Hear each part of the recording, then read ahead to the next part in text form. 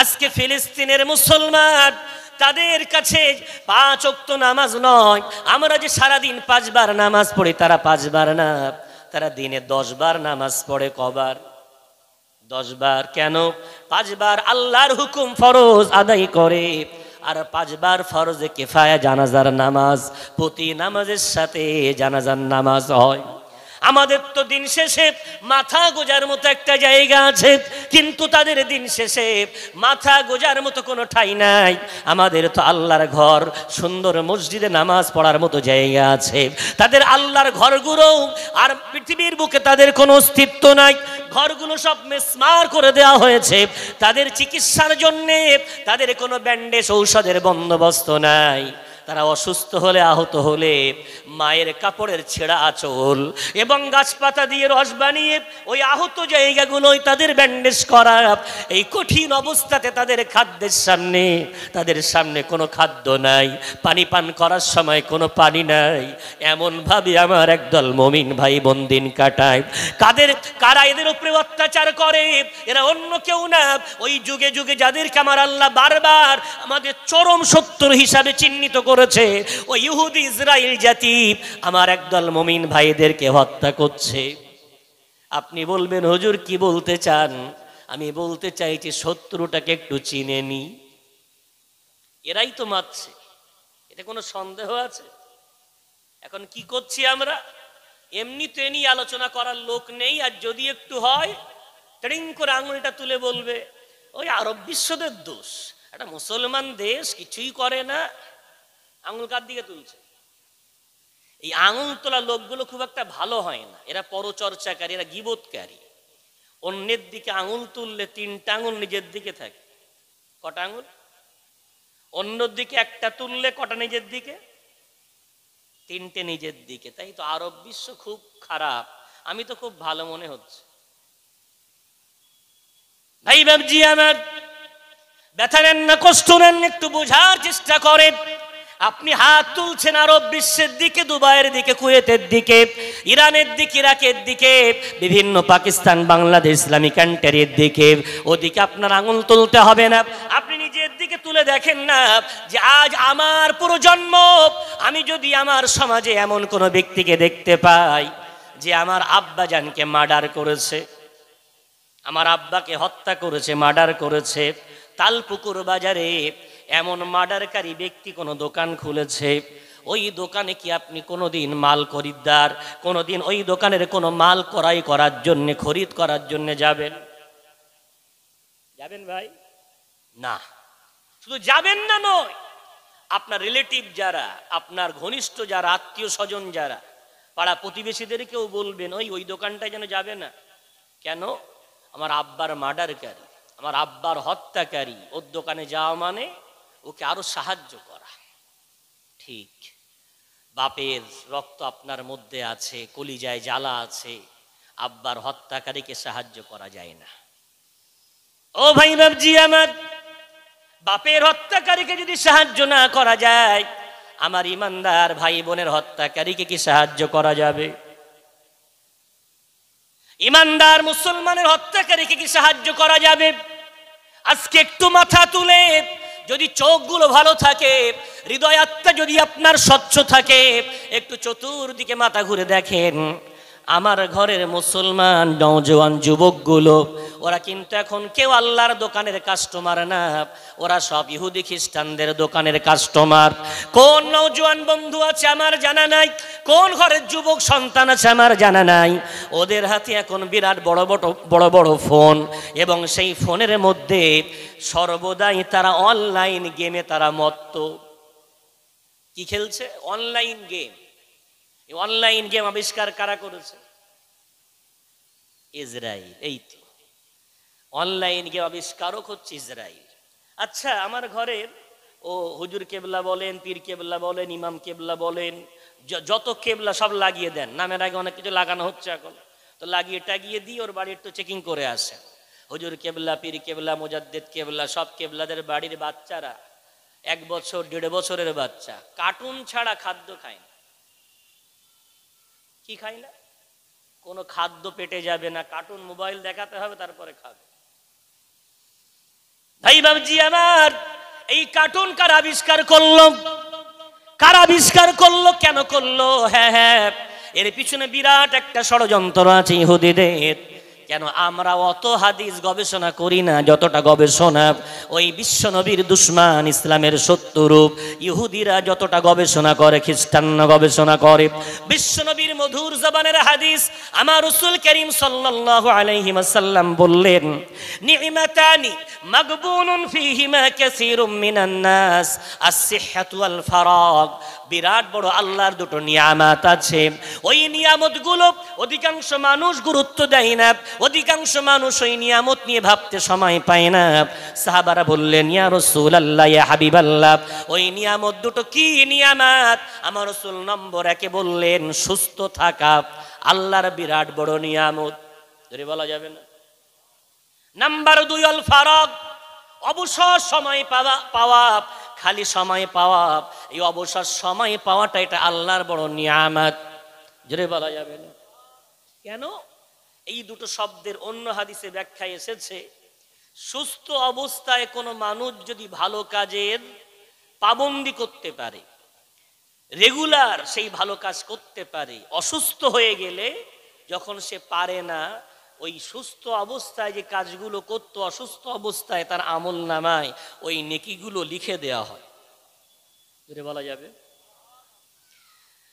অবসর সময়ে কোনো বান্দা যদি ভালো কাজের অভ্যাস করে, যেদিন সে ব্যস্ত হয়ে যাবে, ওই অবসর সময়ে যে ভালো কাজগুলো করত ব্যস্ত সময়ে আমার আল্লাহ সেই নেকিগুলো তার আমল নামায় লিখে দেবে, যদি বলা যাবে। উদাহরণস্বরূপ, দুনিয়ার কোন মুমিন মুসলমান তার অভ্যাস 5 ওয়াক্ত নামাজ জামাত সহ আদায় করা, তাকবীরে উলার সাথে নামাজ আদায় করা। আল্লাহ না করুক এমন কাউকে হঠাৎ সে অসুস্থ হয়ে পড়েছে, মসজিদের মুয়াজ্জিনের আজান কানে যাচ্ছে, উযু করার মতো তার ক্ষমতা নাই, তায়াম্মুম করে বাড়িতে উযু করেছে, চোখ দিয়ে টপ টপ করে পানি পড়ছে, কেন? মসজিদে যেতে পারলো না, উযুও করতে পারলো না। ওই বান্দাটাকে কাঁদতে মানা করে দেন, ওই যে তায়াম্মুম করে ইশারায় নামাজ পড়ে, আমার রাসূল বলছেন, বান্দা তুমি কাঁদবে না, বরং বাড়িতে ইশারায় নামাজ পড়লেও ওই জমাতে নামাজ পড়ার নেকি, উযু করে নামাজ পড়ার নেকি তোমার আমল নামায় আমার আল্লাহ লিখে দেবেন, জোরে বলা যাবে। তাহলে অবসর সময় সুস্থ থাকা এটা আল্লাহর নিয়ামত। সেই অবসর সময়গুলোকে আমরা কাজে লাগালে আমাদের আমল নামায় নেকি বাড়বে, আর অবসর সময় নষ্ট করলে কিয়ামতের দিন প্রথম জীবন নিয়ে প্রশ্ন হবে। জীবন কার নাম? জীবন কিছু সময়ের সমষ্টিকরণ, তার নাম জীবন। তাহলে সেই সময় যদি নষ্ট করে ফেলি, আমার সমাজ কোথায় যেতে পারে? আজকে আমার সমাজের যুবক যুবতী, নারী পুরুষ সব ইহুদির দোকানের কাস্টমার। ওরা এখন গেম ছাড়া অন্য কিছু বোঝে না। হাজী সাহেবের ছেলে, গাজী সাহেবের ছেলে, নামাজের ছেলে, দিনদার পরিবারের ছেলে, আহারে কি হয়ে গেছে ওদের। ওদের মাথার চুলগুলো দেখবেন এখন বিভিন্ন বিট উঠেছে, বিট। যদি আপনাকে ওই ছাড় দেওয়া হয়, লজ্জায় মাসখানেক বাইরে যেতে পারবেন, মাসখানেক লজ্জায় আপনি বাইরে যেতে পারবেন। লেখা আছে 260 টাকা দামের বিট, 360 টাকা, 460 টাকা, 500 টাকা দামের। প্রবাদ বাক্যে আছে, গা দিয়ে এত দুর্গন্ধ বার হয় পাশে টেকা যায় না, নাম রেখেছে আতর আলী। জি, আমার মুসলমান যুবক সমাজের অবস্থা এমন, একটুখানি উপর দিকে তাকালে ওর আব্বার গায়ের গেঞ্জিটা ফাটা, ওদের এখনো টালির বাড়ি দিয়ে পানি টপকায়, এখনো দুবেলা ভালো খাদ্য জোটে না। ও আবার শাহরুখ খান সেজে মাথার চুলের বিট দিয়ে বিরাট ব্যাপার দেখাচ্ছে, ভাব দেখাচ্ছে। ভাই বাবজি আমার, এদের এই ধ্বংসের পথে নিয়ে গেল কারা? শয়তান তো ছাড়াই আছে, কিন্তু ইহুদি খ্রিস্টান আমার যুগে এমন ভাবে আমাদের মাঝে বিরাজ করছে। আপনি কি করবেন? ওই টিমটাকে আপনি যদি সংশোধন না করে যেতে পারেন, আমার জানা নাই আজকে তালপুকুরের মাদ্রাসা আগামী কয়েকদিন পরে ইসালে সাওয়াব মিনিয়ার দরবারের ইসালে সাওয়াব ফুরুফার ইসালে সাওয়াব আশেপাশের প্রতিষ্ঠান ইসালে সাওয়াব সব কিন্তু পালনীয় হয়ে গেছে, একটা আর মাননীয় নেই। আগে আর ইসালে সাওয়াবগুলো সন্ধ্যা থেকে জিকিরের মজলিস চলতো, ছোট বড় সবাই সেখানে বসতো। এখন কিন্তু সবার নিয়ম নেই, এখন হয়ে গেছে পালনীয়। তাবারুকের সময় হাজিরা দিলেই যথেষ্ট। কিসের সময়? তাবারুকের সময় হাজিরা দিলেই কি ও জলসা সফল, মাদ্রাসা কমিটিও খুশি, গ্রামবাসীও খুশি, না বিরাট লোক হয়েছে। সে তো বোঝা যায় কত লোক হয়েছে। ব্যাস ইসলামটাকে পালনীয় বানিয়ে ফেলেছে। এটা তো বসার জায়গা, এটা শোনার জায়গা, পরিবর্তনের জায়গা। যারা বসে আছেন দেখেন যুবক কজন আর বয়স্ক কজন। আপনারা চলে যাওয়ার পর আমি কসম খেলে, কসমের কাফফারা দিতে হবে না, মিথ্যাও হবে না, আপনাদের চোখগুলো শুধু বন্ধ হওয়ার অবকাশ। আগামী প্রজন্ম জলসা দেবে না, লিখে নেন। ওরা কি আনবে? গজল সম্রাট আনবে, নাচানাচি করা যায় ভালো। আর এগুলো পালনীয় বানিয়ে দিয়ে বিরাট লাইটিং মাইকিং, এমন একটা ভাব লাগবে প্রতিবেশীরা লাইটিং করতে পারে, আমরা পারি না। ঈর্ষা ওদের সাথে। এর নাম কি ইসলাম? এর নাম কি কোরআন? এর নাম কি শরিয়াত? শরিয়াত এর তো নাম না। শরিয়াত হলো আমি কতটা কোরআন শুনে জীবনটাকে সাজাতে পারলাম। আমাদের একটা দীর্ঘ সময় আমরা ফালতু কাজে নষ্ট করি। যদি আমরা ওই সময়টুকু সম্বন্ধে জানতাম যে আমাদের প্রত্যেকটা মুহূর্তের আল্লাহর কাছে হিসাব দিতে হবে। বিশ্বনবীর একটি লম্বা হাদিস আছে, লা ইয়াজুলু কদামা ইবনে আদম, কিয়ামতের কঠিন ময়দানে বনু আদমের পা তুলতে দেওয়া হবে না, হাত্তা ইউসআলা আন খামসিন, যতক্ষণ না 5টা বিষয়ে প্রশ্ন না করা হবে। কয়টা বিষয়? 5টা।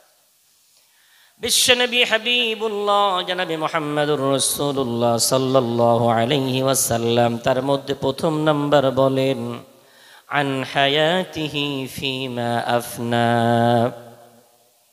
প্রত্যেকটা বান্দাকে তার জীবন সে কোথায় ব্যয় করেছিল এ সম্বন্ধে জিজ্ঞাসা না করে পা তুলতে দেয়া হবে না। নাম্বার 2, আন শাবাবিহি ফিমা আবলা, তার যৌবনের ওই সোনালী সময়টা কোথায় সে নষ্ট করেছিল। নাম্বার 3, আন মালিহি মিন আইনা ইকতাসাবা, সম্পদ কোথা থেকে উপার্জন করেছিল। ওয়া ফিমা আনফাকা, কোথায় সে ব্যয় করেছিল। এবং আন ইলমিন ফিমা আমিলা বিহি, এবং যে জ্ঞান অর্জন সে করেছিল কতটুকু সে আমল করেছিল। এই 5টা প্রশ্ন না করে কিয়ামতের কঠিন ময়দানে কোনো বান্দাকে পা তুলতে দেওয়া হবে না। আমাদের সমাজ অনেক উন্নতশীল, বাঙালি বলে কথা। যদি ফুটবল টুর্নামেন্ট হয়, ফুটবল টুর্নামেন্ট দেওয়া শরিয়াতে জায়েজ তো নাকি? আমি দেখলাম হ্যান্ডবিলের শুরুতে লেখা আছে আল্লামা রুহুল আমিন রহমাতুল্লাহ আলাইহিস সিরিতি। আমি কয়েকদিন এই বিষয়টা নিয়ে একটু বেশি বলছি বলতে রাগ না, আক্ষেপ, আফসোস, পরিতাপ। আমরা বাঙালিরা বা বিশেষ করে আমরা যারা এই এলাকার মানুষ, আমরা ইসলামটাকে পালনীয় বানিয়ে ফেলেছি। ইসলামটাকে পালনীয়। ইসলাম পালনীয় নয়, মাননীয়। ইসলাম পালনের নাম না, ইসলাম মানার নাম। আমরা শবে বারাত পালন করি, আমরা শবে কদর পালন করি, ঈদ পালন করি, আমরা নবী দিবস পালন করি, সালে সাওয়াব পালন করি, কিন্তু আমাদের ভাড়ের কপ্পুর যেমন কম ছিল তেমনটাই থাকে। মানতে শিখলাম না। আল্লামা হুজুরকে আমরা পালনীয় বানিয়ে দিয়েছি। আল্লামা হুজুর মানে 3 দিন সালে সাওয়াব। আল্লামা হুজুর মানে ওদিকে একটু গেলে জিয়ারাত করে নেওয়া। আল্লামা হুজুর মানে একটু রওজায় গিয়ে সালাম দিয়ে দেওয়া। হারে ও বাঙালি মানুষ, তোমরা যদি জানতে আল্লামা হুজুর আমাদের বাঙালি জাতির জন্য নয়, গোটা এলাকার মানুষের জন্য আল্লাহর বড় নিয়ামত প্রাপ্ত বান্দা, জোরে বলা যাবে না। সেই হুজুরকে আমরা এই হেডিংয়ে ছোট্ট একটা নাম দিয়ে বিভিন্ন জায়গায় হুজুরের সম্মান রেখেছি। আমার তালপুকুর গ্রামে যদি ফুটবল খেলা হয়, পরিষ্কার হুজুরের লেখা হারাম, ও তারপরও একদল নামাজি একদল দিনদার, চল খেলা হচ্ছে ঘুরে আসি, ঘুরে আসি, দেখতে যাবে, একটু ঘুরে আসবে। আর সে আল্লাহ মুজির স্মৃতি বিজড়িত মাদ্রাসা, কোরআনের আলোচনা চলছে, ওখানে ঘুরতে যাবে না। জি, আমি যে 5টি কথা বললাম এর মধ্যে চমকপ্রদ একটা বিষয়, আমি জানি না বোঝাতে পারবো কিনা, আমি সত্যি অযোগ্য, আপনারা জ্ঞানী মানুষ, চেষ্টা করছি। বিশ্বনবী বললেন, নম্বর 1 প্রশ্ন হবে জীবন কোথায় ব্যয় করছ, নাম্বার 2 যৌবন কোথায় ব্যয় করছ, তারপরে অর্থ কোথা থেকে নিয়েছ, কোথায় ব্যয় করছ, নিয়েছ কোথা থেকে, উপার্জন কোথা থেকে, সে সম্বন্ধেও প্রশ্ন, কোথায় ব্যয় করেছো সে সম্বন্ধেও প্রশ্ন। তবে এলেম সম্বন্ধে প্রশ্ন করা হবে না কোথা থেকে নিয়েছ, বরং প্রশ্ন হবে কতটুকু আমল করেছো। এটা বলা যাবে না? এলেম কোথা থেকে নিয়েছ আল্লাহ প্রশ্ন করবেন, আল্লাহ কি বলবেন? কতটুকু আমল করেছো। তাহলে এর দ্বারা কি বোঝা যায়? এলেম অর্জন করার জন্যে আমাকে পাগল থাকতে হবে, যেখানেই জায়গা পাবো সেখান থেকে যেন এলেম অর্জন করতে পারি। একটু জোরে বলা যাবে না? ওই এলেমটা মসজিদ থেকে হতে পারে, ওই এলেমটা খানকা থেকে হতে পারে, ওই এলেমটা মাদ্রাসা থেকে হতে পারে, ওই এলেমটা বিভিন্ন বুজুর্গানে দিনদের কাছে গিয়ে হতে পারে, ওই এলেমটা দুনিয়ার কোনো মনীষীর কাছে গিয়ে হতে পারে, ওই এলেমটা কোরআনের পাতা থেকে হতে পারে, ওই এলেমটা হাদিসের পাতা থেকে হতে পারে। এলেম যে কোনো জায়গা থেকে নিলেই আপনি লাভবান। কেন বিশ্বনবী একটি হাদিসের মধ্যে মধুর জবানে বলেছেন, আল হিকমাতু দাল্লাতুল মুমিন, জ্ঞান হলো মুমিনের হারানো সম্পদ। একটু জোরে বলা যাবে? জ্ঞান মুমিনের হারানো সম্পদ। আপনার পকেট থেকে যদি 100 টাকা পড়ে যায় তালপুকুর বাজারে কবার খুঁজবেন? কথা বলে, কমপক্ষে 5 বার। এটা 100 টাকা নোট বলে কথা। জি, আজ আমরা সম্পদটাকে বিরাট মূল্য দিয়েছি, গুরুত্ব দিয়েছি, অথচ এলেমটাকে আমি কোনো গুরুত্ব দিলাম না, এলেমটাকে আমরা কোনো মর্যাদা দিলাম না, যার জন্য আমার সমাজ কত খারাপ জায়গায় আছে আমি একটু প্রমাণ করার চেষ্টা করব। বিশ্বনবীর হাদিস অনুযায়ী আমাদের কাছে এলেমের যদি গুরুত্ব থাকতো, যেখানে এলেম চর্চা হবে এটা দেখবো না কোন দলের, এটা দেখবো না কোন মতের, এটা দেখবো না কাকে মানে, এটা দেখবো না কার অনুসরণ করে, আমার এটা দেখার এলেম যদি পাই, আমি যদি নিতে পারি, ইনশাআল্লাহুল আজিজ জ্ঞানী হলেই আমি হব আল্লাহর সবচেয়ে প্রিয়। একটু জোরে বলা যাবে? আমরা জ্ঞানটাকেও বেছে নিতে শিখেছি, ও কোন দলের লোক, ও কার লোক, ও আবার মাঝখানে এসে অন্য কিছু ঢুকিয়ে যাবে না তো। এই সব দেখে দেখে সমাজ শেষ। ওই করেন, ওই করেন। আমার সমাজ এই করে করে আজকে দ্বিধাগ্রস্ত। আমি ব্যথা দিতে চাচ্ছি না, একটু অনুরোধ করে বলতে চাচ্ছি, আজকে আমার সমাজ পরিষ্কার আমি দেখতে পাচ্ছি আল্লাহর সবচেয়ে চিরশত্রু। এক তো আমাদের চিরশত্রুর নাম ইবলিস। 2 পারা 11 পৃষ্ঠা সূরা বাকারা আল্লাহ কি বলছেন? ইন্নাশ শাইতানা লাকুম আদুউম মুবিন। তোমাদের প্রকাশ্য শত্রুর নাম কি? ইবলিস। আর ইবলিসের পরে তোমাদের সবচেয়ে বড় শত্রু 2টো। সূরা ফাতিহা পড়ি না প্রত্যেক নামাজে, ফরজ হোক, নফল হোক, ওয়াজিব হোক, সুন্নাত হোক, যে কোনো নামাজ আমরা পড়ি, ওই নামাজের সূরা ফাতিহার একেবারে শেষ আয়াত, গায়রিল মাগদুবি আলাইহিম ওয়ালাদ-দাল্লিন। রব্বুল আলামিন আমাদেরকে দোয়া শেখাচ্ছেন। আহারে আল্লাহ কত মহাব্বত করেন আমাদেরকে, আল্লাহ কত ভালোবাসেন আমাদেরকে। উম্মতে মুহাম্মাদীকে আল্লাহ কোরআনের দ্বারা দোয়া শেখাচ্ছেন, দোয়া করো এভাবে, আমি আল্লাহ আমাকে বলো গায়রিল মাগদুবি আলাইহিম ওয়ালাদ-দাল্লিন। আল্লাহ ইহুদিদের রাস্তায় পরিচালিত করো না, খ্রিস্টানদের পথের পথিক বানিও না, আল্লাহ ওদের হাত থেকে আল্লাহ আমাদেরকে তুমি হেফাজত করে নাও।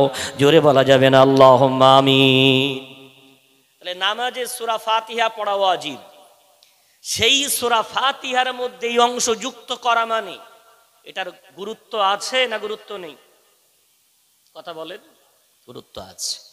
ইহুদি এবং খ্রিস্টান এরা কারা?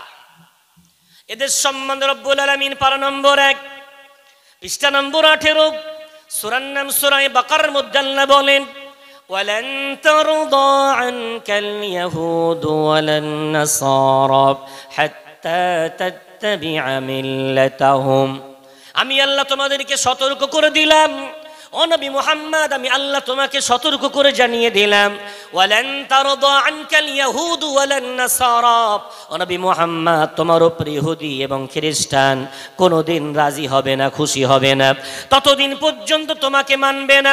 হাত্তা তাত্তাবিআ মিল্লাতাহুম, যতক্ষণ না তুমি ওদের ধর্মের অনুসারী না হয়ে যাবে, ওদের ধর্ম পরিপূর্ণরূপে না মেনে নেবে, ততদিন ও মুহাম্মদ ওরা কিন্তু তোমার কথা মানবে না, তোমার প্রতি রাজি হবে না।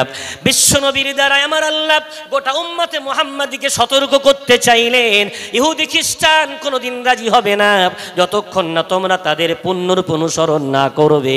ইহুদি খ্রিস্টানকে আল্লাহ মাগদুব, গজব প্রাপ্ত বললেন, দল্লিন, পথভ্রষ্ট বললেন। ওই দুইটি সম্প্রদায়, এরা কারা? নবীদের হত্যাকারী। এরা কারা? রসুলদের হত্যাকারী। এরা কারা? যুগে যুগে যুগে যুগে সবচেয়ে পৃথিবীর বুকে যত ফিতনা সৃষ্টি করেছে এরাই। ধরেই নিলাম ইতিহাস পড়েননি। বিশ্বনবী আমাদের রসুল মুহাম্মদ সাল্লাল্লাহু আলাইহি ওয়াসাল্লামের কাছে একদা তারা প্ল্যান করে এলো, মুহাম্মদ আমার ইসলাম ধর্ম গ্রহণ করতে চায়, আমাদের কিছু সাহাবা দেন, তারা আমাদের এলাকায় গিয়ে কোরআন শেখাবে। বিশ্বনবী 70 জন কুররা সাহাবা, অর্থাৎ কারি সাহাবা, বিশ্বনবী সাদা মনে তাদেরকে 70 জন কারি সাহাবাদেরকে তাদের হাতে অর্পণ করে দিলেন, সুপুর্দ করে দিলেন। দেওয়ার পর তারা প্রতিমধ্যে 70 জন কারি সাহাবাদেরকে শহীদ করে দিল।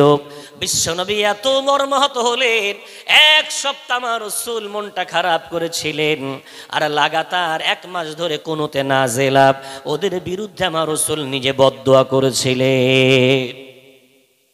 এই সেই ইহুদি সম্প্রদায়, রাসূলের সাহাবাদের হত্যাকারী, বিভিন্ন যুদ্ধের পিছনে কলকাঠি চালাতো এরাই। বড় বড় যুদ্ধ যেগুলো ঘটেছে ধরেই নিলাম, তাও পড়া হয়নি, ধরেই নিলাম।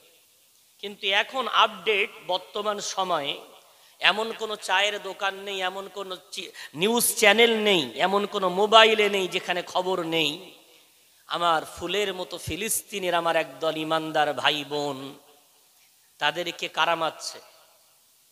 কথা বলেন, ইসরায়েল কারা মারছে? ইসরায়েলরা মারছে। আসলে আমার ভাইদের বা সমাজের রোগ কি জানেন?